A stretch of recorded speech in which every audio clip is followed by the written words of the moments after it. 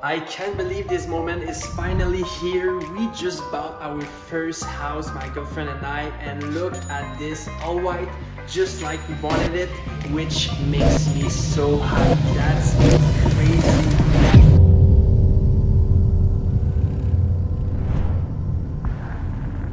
There are days that define your story beyond your life.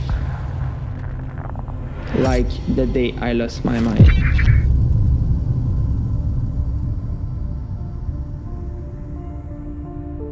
I used to enjoy my life, but it feels like I've been chasing something more in recent years. That is because of a stupid feeling I had all my life. I felt behind in life.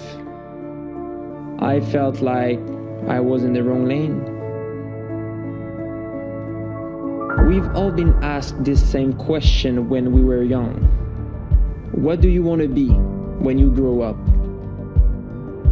Having a great career, owning a beautiful house with a backyard to invite friends, earning money to buy things that makes us happy, and ensuring our children are always taken care of. And for as long as I can remember, I've been chasing that answer so badly. Coming from a very religious family of 5 children, I always knew that the answer to that question wasn't the same as everybody around me. I was 16 years old. I knew I wanted to create projects and have freedom by living on my own and meet new people. I genuinely love people. The college structure didn't allow me to make my own choices, so I dropped out. From this point on, every single job I did had something to teach me. Aside from that, I started to do videos for myself and for other companies. Video has always been something that I've loved and allowed me to be more creative and reach more people. But I felt like something was missing. I felt behind what I was chasing. I was 26 years old in a perfect 3 years relationship, living in a basement. The clock was ticking. One day I made a decision to thrive and make a good living.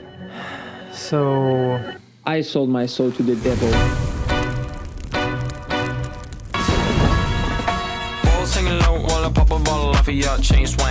Working for a bank as a mortgage broker became a good business.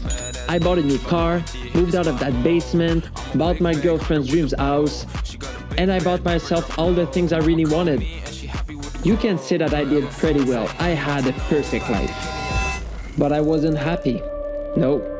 Every day I was becoming bitter and bitter towards my job, my house, my partners, my clients, and the people I love. I became a shadow of myself. I stopped working out for the first time ever. I started to hate people. Even my mom had to call my secretary to reach out to me. I spent thousands of dollars on my so-called dream house without even seeing the expenses go by. This house quickly became a psychological burden. I was a mess in a perfect life. I was only thinking about one thing. How did I ended up stuck in this life? My girlfriend kept my head out of the water, but it wasn't enough. At the time, something strong hit me. It was a burnout. In an outburst, I decided to break up with her. I was lost in my head and my soul. I did it out of selfishness, getting scared of having kids, getting married, and everything else after.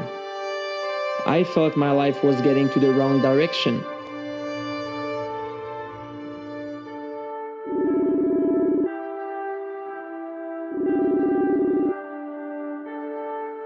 Yo man, Ça va? ça va toi? Ouais.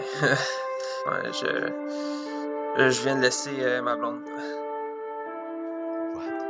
Qu'est-ce qui s'est passé, lui? That's when I understood something was wrong. I had been in that situation a couple of times in my life, and when I heard your voice, I knew I needed to listen. And raises interest rates by 0.75 percentage point. its biggest hike in nearly 3 decades. This is really a red flag now by the Bank of Canada saying that they are very serious. 3 rate hikes in a row in an attempt to put a lid on soaring inflation. And the numbers are a complete disaster. 1 in 4 homeowners say they will have to sell their home.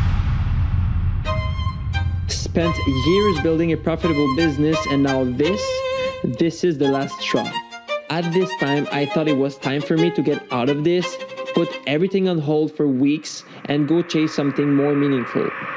I had a vision, but I needed a goal, something to chase. James and I joked many times about letting everything down and becoming YouTubers, creating videos, having fun, making people laugh, and doing epic things just like Mr. Beast. That seems to be the life we need. But coming from 2 established grown men, those are silly thoughts, right?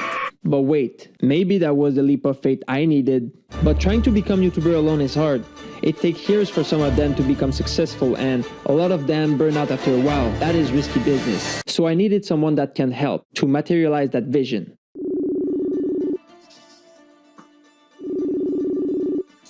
What's up, man? Hey, what's up, ça va? En forme. Ça pour toi, je sais pas si tu te souviens, il y a une couple de mois, même on en a parlé plusieurs fois, là, on parlait de peut-être aller YouTuber. T'étais-tu sérieux? Je sais pas, man, sérieux. J'ai pas de réponse pour toi. Puis disons que je te disais que j'avais un plan de cinglé où est-ce qu'on partirait filmer 1 mois pour tester si on aime ça aux États-Unis. Est-ce que tu serais down? Genre 1 mois, 30 jours consécutifs, là. Exact. Je sais pas comment tu veux qu'on fasse ça. On a déjà de la misère à s'entraîner tellement que les business sont dans le tapis. Bon, je trouve une bonne excuse pour ma blonde de partir aussi longtemps que ça, là. Ça a pas l'air réaliste, là. J'aimerais bien ça te dire oui, là, mais on s'en reparle, là. Je sais pas quoi te dire. Ok, on s'en jase. Ciao. Ciao.